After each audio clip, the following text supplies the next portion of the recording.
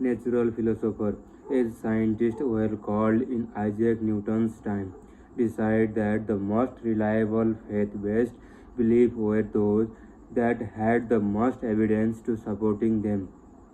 Evidence became the God value, and any belief that was no longer supported by evidence had to be altered to account for the new observed reality.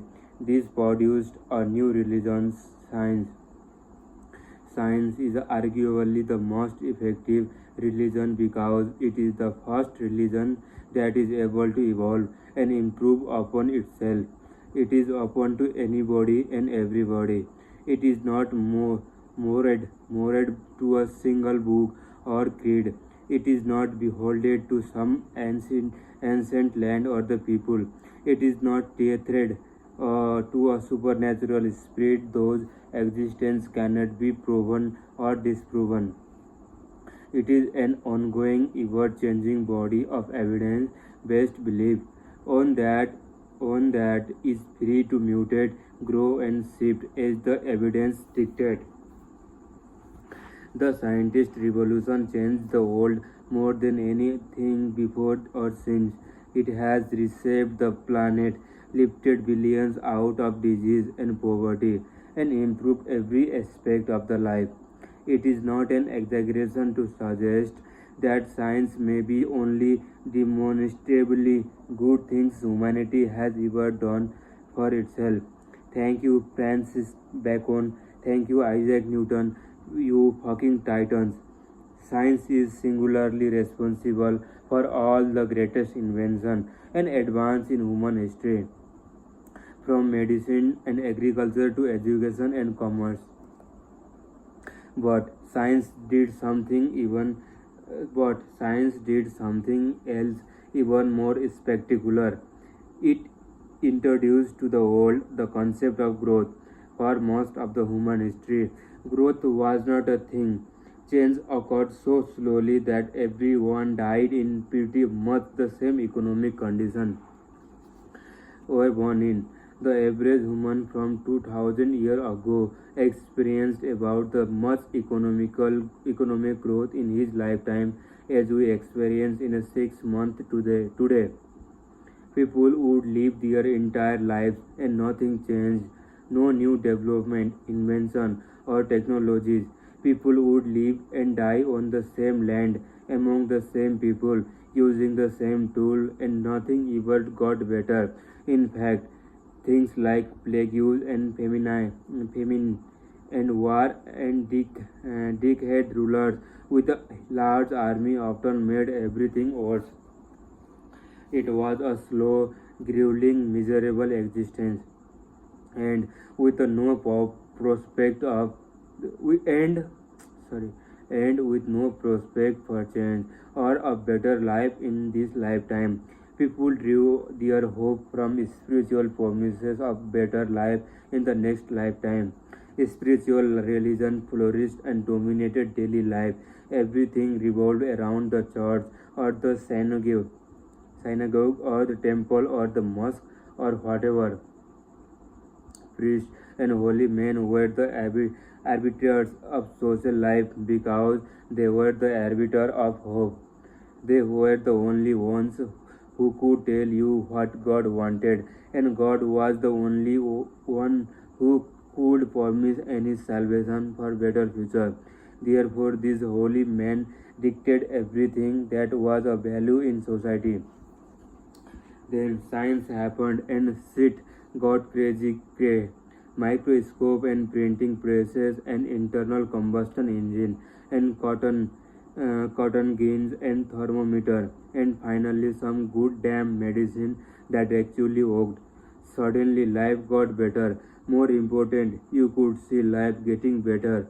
People used better tools, had access to more food, or were healthier and made more money. Finally, you could look back 10 years and say, wow, can you believe we used to live like that? And that ability to look back and see progress, see growing, see growth happens, change people how viewed the future. It changed how they viewed themselves forever. Now, you didn't have to wait until death to improve you a lot. You could improve it here and now, and this implied all sort of wonderful things. Freedom for own. How were you going to choose to grow today? But also responsibility, because you could now control your own destiny. You had to take responsibility for the destiny, and of course, equality, because if the big patriarchal if a big patriarchal God is not dictating who deserves what. The must mean that either no one deserves anything or everyone deserves everything. These were the concepts that had never been voiced before. With the prospect of so much growth and change in this life, people no longer relied on spiritual belief about the next life or to give them hope. Instead, they began to invent and rely upon the ideological religion of their time. This changed everything. Churches, doctrines, soft-handed. People stayed home on Sunday. Monarchies concede power to their subject. Philosophers began to openly question God, and somehow weren't born alive for doing so. It was a golden age for human thought and progress, and incredibly, the progress begun in that age has only accelerated and continues to accelerate on this day. The scientific revolution eroded and dominance of spiritual religion and made a way for dominance of ideology religion. And this is what concerned Nietzsche, because for all the progress and the wealth and tangible benefit that ideological religion produced, they lack something that spiritual religion do not: infallibility. One's belief in a supernatural deity is improvised to the worldly affair. Your town could burn down, your mother could make $1 million and then lose it all again.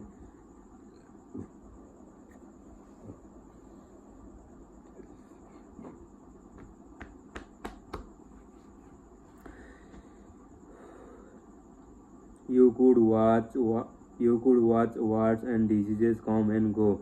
None of these experiences directly contradict a belief in a deity, because supernatural entities are the evidence proof. And while the atheists see this as a bug, it can also be featured.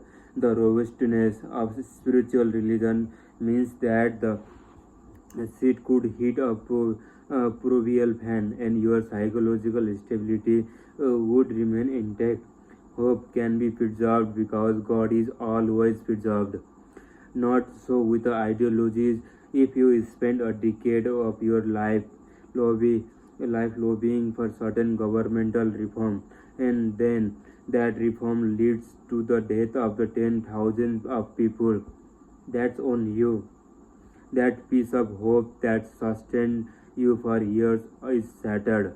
Your identity destroyed. Hello, darkness, my old friend. Ideologies because they are constantly changed and proven and then disproven, offer send offer scant psychological stability upon which to build one's hope. And when the ideological foundation of our belief system and value hierarchy is shaken, it throws us into a maze of uncomfortable truth. Nietzsche was on the top of his before anybody else. He warned of the coming existential malaise and technological growth would bring upon the world. In fact, this was the whole point of his God is dead proclamation.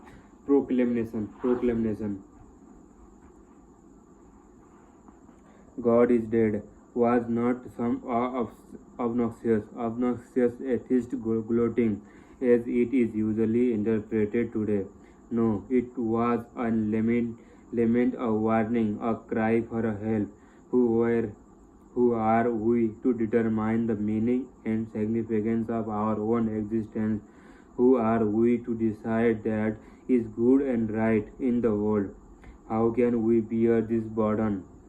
Nietzsche's understanding that existence is inherently chaotic and unknowable believed that we were not physiologically equipped to handle the task of explaining our cosmic significance.